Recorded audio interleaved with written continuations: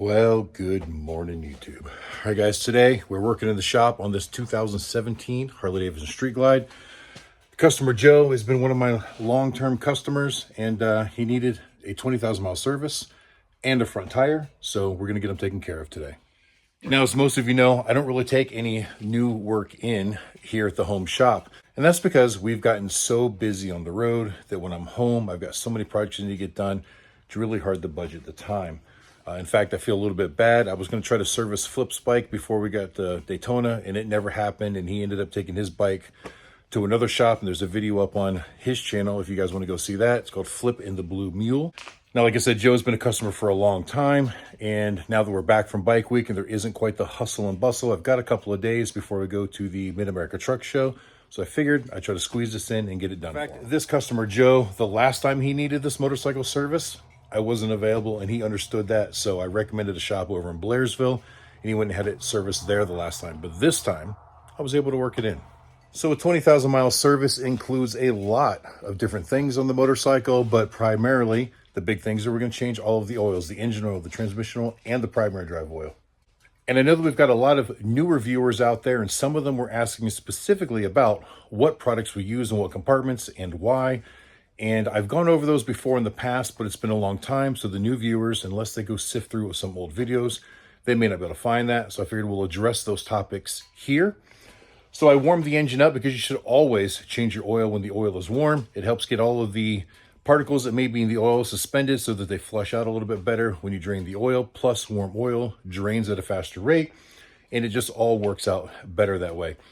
Now, because this is a 2017 with the Milwaukee 8 engine, the very first year of the Milwaukee 8 engine, there were some inherent problems with oil migration in these early years. So before I actually pull the drain plugs, I'm going to check all three compartments and make sure that everything is at the levels they're supposed to be. So hopefully there is no migration issue on this motorcycle.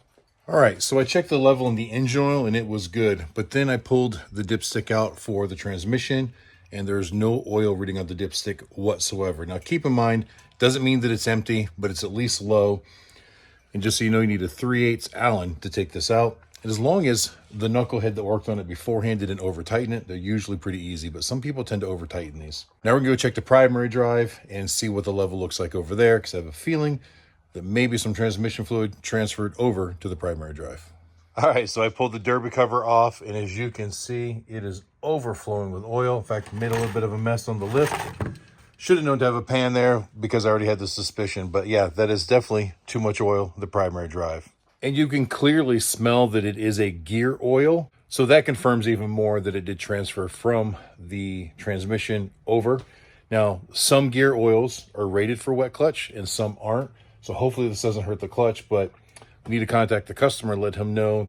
And we need to come up with a solution for this. There's a couple different options out there. All right, and now that we have absolutely verified that there is an oil migration problem, I went and checked, and he does not have the vent kit installed on the primary drive, which seems to be the most common solution for it, allowing the primary drive to vent so that on the cool down cycle, it doesn't try to pull that oil from the transmission over to the primary drive. So I'm going to call him and see if he wants me to order those parts to fix that, and then we'll go from there. All right, it's been draining for a little while. We're just down to some slow drips. So you guys remember there are 3 different drain points. Right here in the bottom of the primary drive is the one for the primary. Just inboard of the frame a little bit and forward of the cross member is the one for the transmission. And then there's another drain bolt facing forward that is for the engine oil. All 3 of them are in a pretty small grouping on the Milwaukee 8 touring models. All right, I'm hoping with the oil pan out of the way you can see a little bit better. So there is the drain hole for the primary drive on the outside of the frame. Go up underneath. The one for the transmission is just inside the frame, and the one for the engine oil is on the front right there. All right, well, guys, I had to leave for a few hours and run some errands, so I literally just let this thing sit here and drip and drip and drip. I started some of the other services like the clutch flush, and I've cleaned out the air cleaner housing and all that other good stuff as well. But now we've got the drain plugs cleaned, new O-rings on them, and a little bit of thread sealant on the threads as well, all reinstalled. I've also swapped out the filter. And yes, I am using the Amsoil filter. Let's talk about filters for a split second. Yes, Amsoil filters cost more money, but there's a reason for it. They're actually built to last longer on the engine. The Harley filter, believe it or not, is only good for 5,000 miles or 6 months.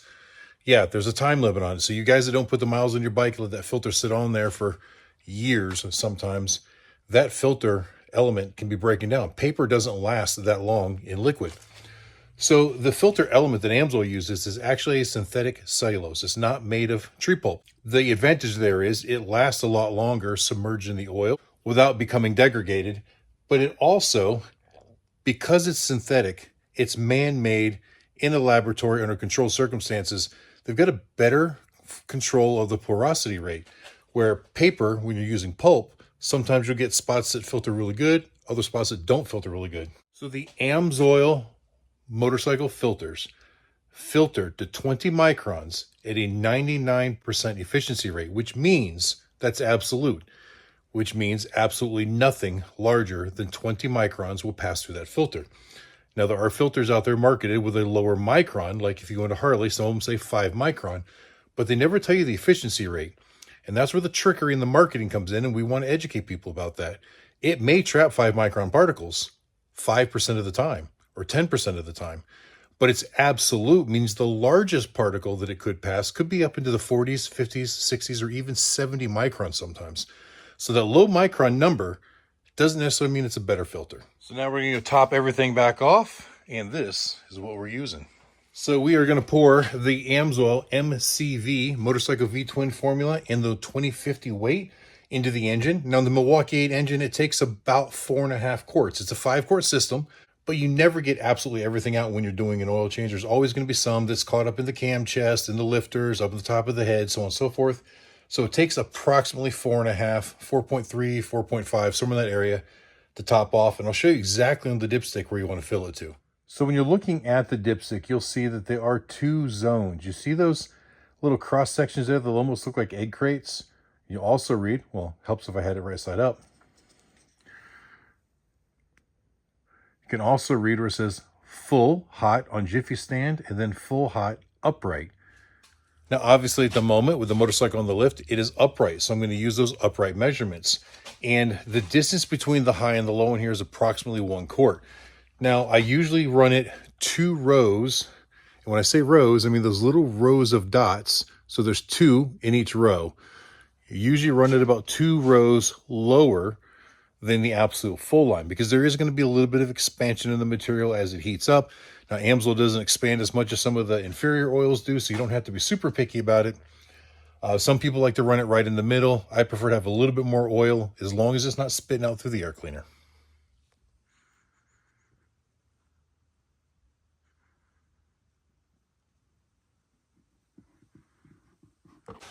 Product code MCV stands for Motorcycle V Twin. And in the primary chain case, we're using the Amsoil primary fluid.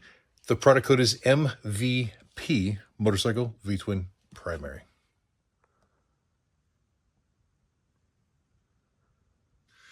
All right, guys, and for the transmission, we are using the Amsoil V-Twin Transmission Fluid.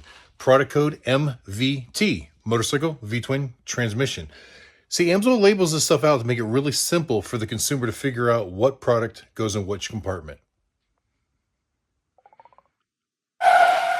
I know I can hear what some of you are saying right now, but Harley Davidson says to use 20W50 in all 3 of my compartments. Well, don't. No, seriously, if you want to run 2050 in all 3 compartments, you're not wrong.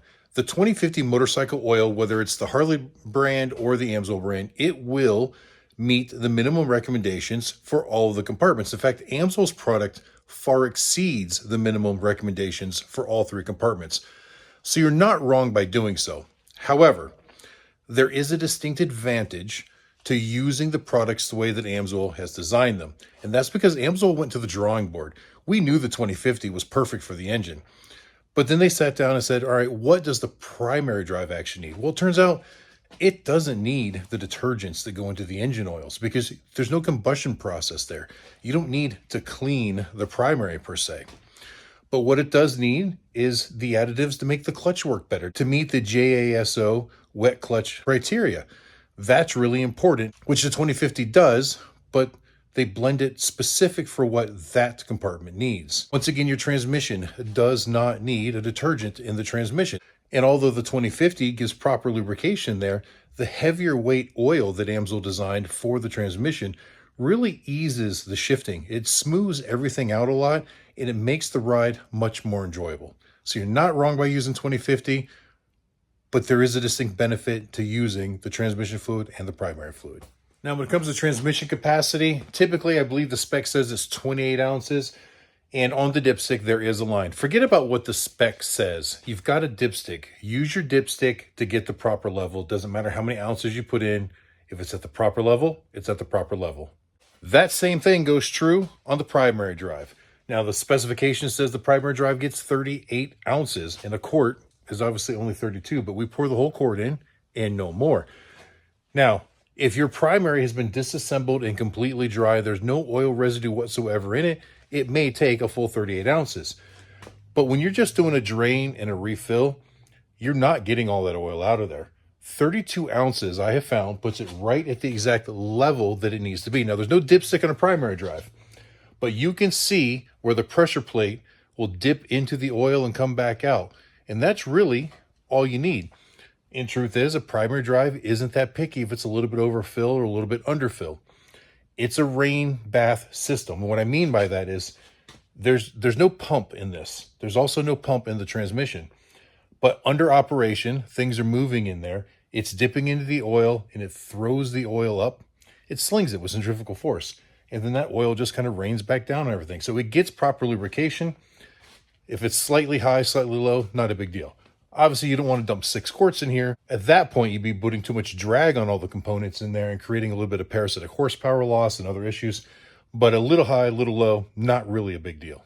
Now, it's hard to see in there, but if you look, you'll see the ring of the pressure plate come down. It'll just dip into the oil. You see the liquid surface right there, and then dips right back out. And that is exactly what you want, regardless of how many ounces it took.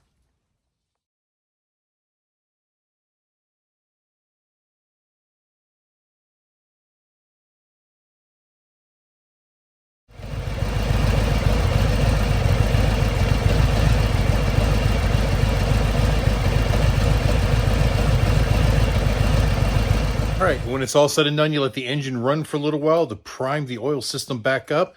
Keep in mind, there will be a little bit of an air gap sometimes that will go through your lifters and on up, and you'll hear a little bit of a clatter. Should go away almost immediately, but sometimes it takes a few seconds. And then you want to double check your oil level. Now, and that's because you've got to fill that area so that level may drop some. You don't have to worry about that with the transmission or the primary because as we discussed earlier, that is a bath system. There's no pump moving the oil from one place to the other. So if it was full when you started it, it'll be full when you stop it. Unless, of course, you got some kind of crazy weird leak going on. All right, guys, and I think that is going to be it for this video. If you have any questions about the products or the way I did the service or anything like that, leave a comment down below. I've got a lot more to do on this motorcycle. I'm still going to change the front tire, flush out the brake fluid, clutch fluid. I got to adjust the belt. It's a little bit loose. Got a few more things to do on it, and then I can be done. But I want to get this bike back to this customer tomorrow because on Wednesday, I head out to Louisville, Kentucky for the Mid-America Trucking Show. And I'm hoping you guys will join me there. Some of that footage will be on this channel, I think. Some of it, most of it, will actually be on the Trucking with Amsoil Adam channel. All right, guys, thanks for watching. I hope you enjoyed it. And until the next time I see you, keep those engines running.